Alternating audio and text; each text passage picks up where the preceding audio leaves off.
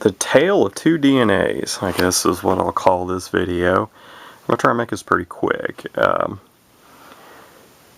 know, I wanted to show these amps because they're the same amp.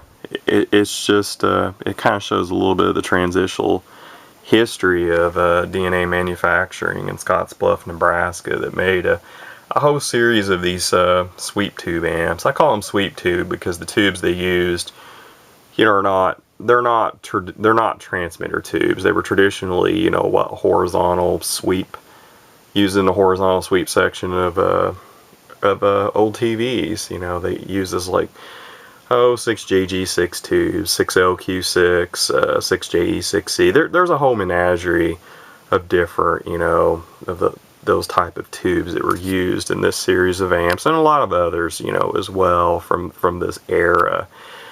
This guy still retains Phantom, and it's called a dual power. But you notice it has a crystal socket on the front, like the PDX-400. But the PDX-400, you know, the lore goes that the Federal Communications Commission was really cracking down on DNA. And when I guess they really started to tighten the screws on them, they changed the model numbers on all their amps and started calling them like 15 or 20 meter, you know, CW transmitters. And from the factory, from what I understand, they were actually set up that way, you know, because this one is actually labeled 15 CW 15 meter CW transmitter, and it has a crystal socket on the front. And I'll show in a minute, they both have key jacks in the back for a keyer. But internally they're the same. So this was probably one of the last of them to carry the Phantom moniker. This was during the transition from Phantom to CW transmitters, and thus the PDX-400. And I'm going to show the insides here. Now this, the story on these goes, I've had this guy for some years, and when I got it, all, you know, I got it for, you know, a little of nothing. All the tubes were shot in it. The meters, of course, you know, broken. It's the milliamp meter is totally trashed in it. And that is basically the main difference is this guy, the Phantom, still uses a different milliamp meter for high and low power. I think the left one is for high and the right one's for low power, and you choose high-low power from this control over here, where this guy just had one single meter. That little nuance difference. But anyways, I picked the PDX-400 up cheap. Really, you know, I had plans to restore it. It's been hacked badly inside. I mean, there's been people working on this amp that had no business working on anything electronic, you know, in its life.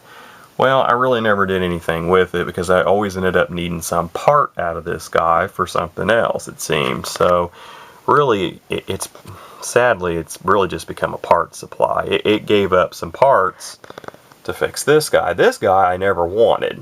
A local, you know, was wanting to, well, I don't know if I want to get into this whole story. Anyways, he was needing money for something, and I didn't want the amp, and I turned him down numerous times, but the price kept getting cheaper and cheaper. But I still should have said no, because I didn't check it out close enough. You know, turned out the tubes were all either shot or weak in it. You know, quick key down and a little bit of audio, and it looked okay. But if I'd, you know, put them on a tube tester, I would have seen there was problems, or stay keyed up for a while, and I would have noticed the power output would have dropped like a rock. But I didn't, so I kind of allowed myself to get screwed. Luckily, I didn't put a lot of money in it. I had a lot of good used tubes, but the amp had other problems too. Okay, let's get to the insides, and that'll get to some of the problems this amp I have, and I just want to show, you know, how these guys are, you know, a whole lot alike. Okay, I haven't. One thing I should have done and never have is really clean these guys up. Well, the PDX-400 is pretty clean, but the Phantom, this is going to a friend of mine. We're doing a swap, and I'm in a hurry to do the video because I'm taking it over there this afternoon yet, so got to get through this pretty quick. Setups, you know, all these amps, they had the 3 transformer setup, you know, as far as the Phantom series, and then the PDX-400. This is not a driver tube. Now, you'll find some amps that people have you know, this was part of the CW circuit, and you'll find some of these amps where people have made that part of the driver stage. Now, if you change everything to the way the traditional, like triple stage or earlier dual power Phantoms and so forth work, I mean, you can do that successfully, but most people just only do half of what needs to be, and therefore it's a disaster. So unless you do the whole circuit changeover in the driver section, leave it as is. This tube, as it's set up now, is not a driver. It's just part of the now defunct, you know, CW circuit. But it needs to be plugged in. It doesn't have to be a good tube. It just needs to complete the circuit for the filaments. Because if you pull this guy out, I forget which one of these driver tubes no longer gets filament voltage because of the way the filaments are wired. This guy's the same way. Difference being, instead of 6 JG6s, or in my case, I put 6 KV6As in it because they have a little bit more plate dissipation. Now this guy left an original 6 JG6A. It's even got the DNA brand on it, and it's weak, and it just needs to be there to complete the circuit. This guy used a 6 JG6A in that CW, you know, position, but it actually had, you know, 6 LQ6s, 6J, you know, JE6E, 6 MJ6, you know, one of those in the drivers. So, you know, this guy probably put out a bit more wattage. And then, you know, what this guy, you know, can do.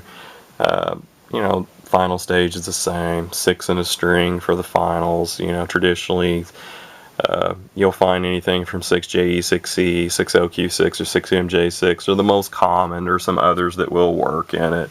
Looks like this guy's still got the original fan because it's riveted to the bracket.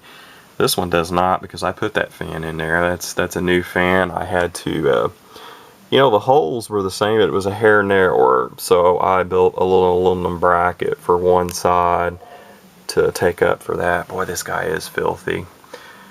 I really forgot about how dirty this guy is on the top side. Bottom side's pretty clean. This air capacitor for the load control, and this guy has been replaced. And this lead here, that copper, that's not original. It should look a little more like, well, I don't think you can really tell, but it was a little bit a heavier lead. Interestingly, it looks like it's I think it's just the different air capacitor maybe gives it that look. Looks like they may be spaced different on the chassis, and they might be. Now this coil is basically the same between these two amps, but the bottom coil is a whole lot different. And so let's take a look at the bottoms of these guys, and the back, because I can show you where the key jack is and so on and so forth. Okay, pretty similar. This relay is original, this guy, but I had to clean it, you know, because the contacts in it had tarnished pretty badly, so receive was dropping in and out. This Z14 is not original. The ohmites with the orange coating is what's original for these for chokes for these amplifiers. Obviously this one's a replacement. If you look there, you can tell somebody toasted it. Not unusual. Somebody probably overdrove the heck out of it, and considering the shape the tubes are in, and it wouldn't surprise me. And also knowing who it came from, who I got it from, I don't know the history before that. I'm sure it didn't have a good life. This relay here, if you look close, you'll be able to tell it is replaced because I put that in there. I had to take it out of the PDX-400 over here. I didn't have a 12 volt, you know, relay that was the well, what am I trying to think of? Triple pole, double throw. I think's what I'm trying to think of. I didn't have the correct replacement. This is the one that was in this amp, and you know, I don't have it apart. Like I said, I'm in a hurry. I don't think my camera's going to focus well enough to show you. But they're arced and pitted very, very, very badly. Especially all of them are, but two contacts are a lot worse than others. I think you can see it just a little bit there. But anyways, they were sticking extremely bad. You done key in this sucker, a lot of times would stay, you know, in the closed position.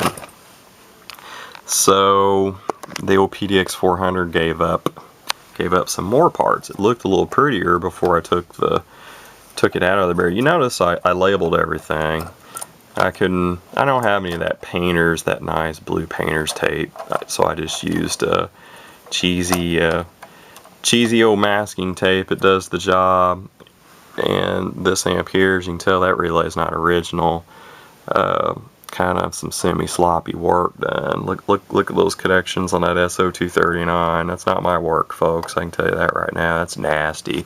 There was a lot of nasty work that's been done in this amp. This key circuit back here, nothing's original there. That doesn't even come close. This circuit's been badly modified. Look at all these mixed diodes. I mean, that's nothing close to original. These two parts should match identically to here. This guy's factory original in the key circuit. That's how the key circuits were set up on these, which is unusual. I forget. This might be a PNP transistor. I can't remember. It's just a little two-leg job. I think that's a traditional NPN, if I remember right, but don't quote me on that, folks. I might be wrong. Like I said, I'm in a hurry here, and I haven't done the research. I need to be getting on the road, to be honest.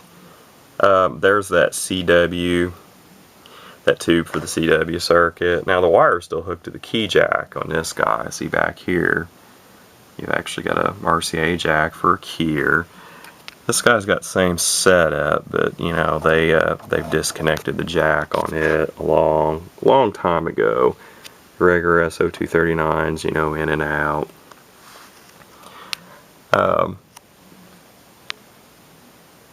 Yeah, I forget what I was gonna say, but anyways, you know, there's just been a lot of nasty work done to this guy. I dug huge solder globs out of this amp down here. I don't even know what they've been soldering on down in this section. It was a mess. Truly was. And there's my little cheesy diagram. My handwriting's terrible, but if I ever wanted to try to revive this guy, I could. Notice the coils are different in the bottom. This has got to be highly inefficient. Look how long. I mean, that's a long, drawn-out coil. Where this guy uses a much bigger diameter, but many less turns, so my guess would be that's more efficient. And that may not be original, because that is not factory solder work. It's not mine either. So they might have taken this out of another DNA amp, made it themselves. I don't know. Seems to work pretty good. The other thing I noticed was this guy runs, you know, and it looks to be factory, a Z14 off of the, you know, the tuners to ground, where this guy doesn't. But then again, they have totally different coils, so that very well may have something to do with it. Looks like the air capacitors are probably the same, if not the same, very close. But they look the same. But I didn't look at the writing on them to make sure, you know, they're the same rating. There's your high voltage supply that goes up through the insulator, you know, for your finals. It's the same over here in the Phantom. They both still have the original. I think those are Mallory's, I do believe. Yep, capacitors and the high voltage supply. Looks like neither one of them have the original diodes. You know, rectifiers. They've been replaced. I tried to clean this up a little bit. I wasn't the one that replaced them, and it was a little sloppy on the terminal strip there. I know it still looks sloppy, but trust me, it's better than it was. And you can tell somebody scorched the heck out of them at one time in its life too, eh? That's some heavy burn there. So, and there's the leads to the fan that I've ran down to the terminal strip, which runs off of I'm trying to remember. Those fans, I think they're just regular 120 volt, you know, AC, if I remember correctly. Here's the fan, you know, hookup for the PDX-400. Like I said, this has all been hacked up in this PDX-400, because there's what factory is. But the key circuit, the original design is probably less than great, you know, for the key circuit. And these, the transistor key circuit, you know, DNA's early models used a, you know, vacuum tube, which, you know, traditionally was a 6AQ5, and it had its own problems. You know, they're really bad about chattering the relays, which, you know, just wears the contacts out even faster in these guys. So there you have it. I'll show some video of this guy over here, the Phantom Dual Power, powered up and going into a dummy load. Probably have the President Lincoln in front of it. And you know what? This video too is going to be a whole lot longer than I had really planned. One shot of there's where the crystal socket's actually still hooked up. Notice it runs over to the to that CW tube. Surprised they didn't disconnect it, and it's still connected in this guy as well. I don't know if we're gonna be able to trace the wire down quite as. Yeah, you can. Well, I can, but I'm not gonna be able to show it on the camera the best. But it's the yellow wire running up here. Okay, there you have it. A comparison of a very late model dual power Phantom 500 that's basically identical to what it became, which was the PDX-400 15 meter CW transmitter. Well, supposedly, you know, 15 meter CW transmitter. Now, granted, you had to convert it when you got it. I mean, you couldn't just throw it on CB and run, you know, when they were new, unless who you bought it from had already done it. But yeah, we all know the intentions of what these amps were meant to be used for. So there you have it, and I'll show a little video of the. Well, here she is up on the bench, and no, it does not fit my bench well at all. but for some days, or I should say a week or more now, I've been testing this thing off and on as I've been fixing its problems, and this is how I've had to run it. I just don't gotta come up with a better desk. You know, this is high-low, standby operate. Spot tune doesn't do anything anymore. This one, like you know, is it's set up similar to the later PDX-400, which they called, you know, a 20 meter or 15 meter, I forget which, you know, CW transmitter. Okay, I just want to do a quickie demonstration on the Phantom. I've already tuned it up. I'm on, of course, I'm going to be using my Palstar watt meter that I know a lot of you have seen before. We're going to be using the Lincoln, but we're going into a dummy load. Dummy load is one of these 1000 watt MFJ 262 dry dummy loads. I've already pretty well, yeah, for the most part, I've peaked it up. I got it on high power, and that's the left milliamp meter.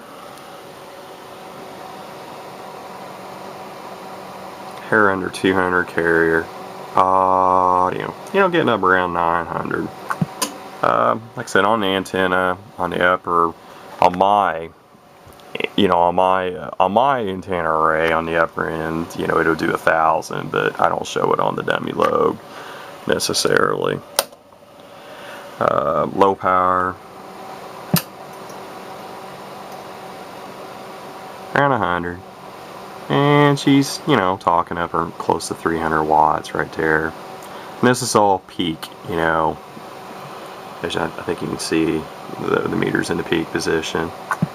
Average, of course, numbers are going to be much less. On high, it's on high power average.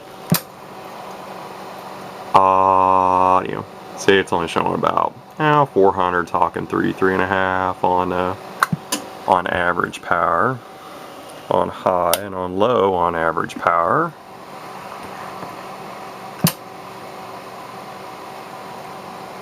Audio. Not even quite getting 200 watts. Shows a big difference between average and peak readings. But anyways, there you have it.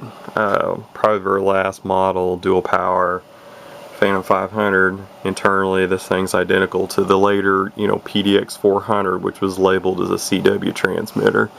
It's pointed out it's got that tube back there, you know, for the CW circuit. Of course, that's all disconnected and not doing anything anymore because obviously it's been converted for citizens band radio use, and of course it could be used on 10 meter amateur band too, you know, with some low power QRP type unit. But there you have it.